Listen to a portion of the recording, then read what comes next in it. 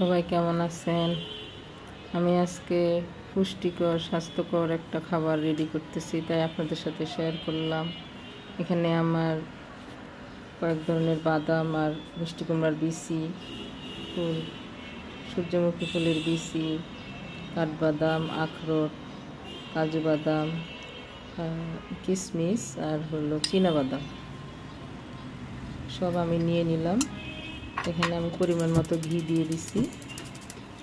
এখন আমি বড় বাদামগুলো আগে দিয়ে দিব সব একসাথে, দিয়ে এটাকে মিডিয়াম আছে আমি কতক্ষণ ভাজবো, একদম দাঁড়াই থেকে ভাজতে হবে, সরা যাবে না।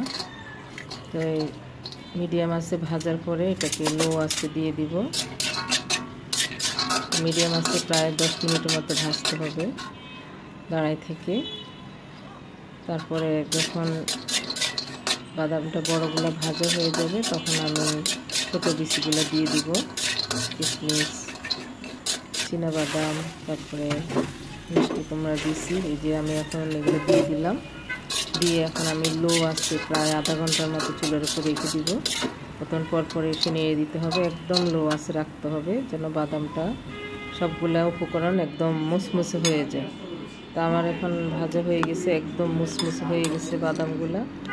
তো এখন আমি এটাকে একটা প্লেটে উঠিয়ে খেয়ে দেখতেছি, খুবই সুস্বাদু হয়েছে, খেতে খুবই ভালো লাগতেছে। আমার তো মনে হয় যেন আমি এখনই সব খেয়ে ফেলি, এত মজা হয়েছে। তো ঘিটা একদম শোষণ করে নিয়ে গেছে। আর সামান্য এক চিমটি লবণ দিবেন, লবণটা একদম পরিমাণ মতো দিবেন, খেতে যেন একটু মজা লাগে। আমি এখন একটা কাঁচের বইয়ে উঠিয়ে নিছি। তো এইভাবে আপনারা রেখে খেতে পারবেন প্রায় কিছুদিন। সবাই ভালো থাকবেন।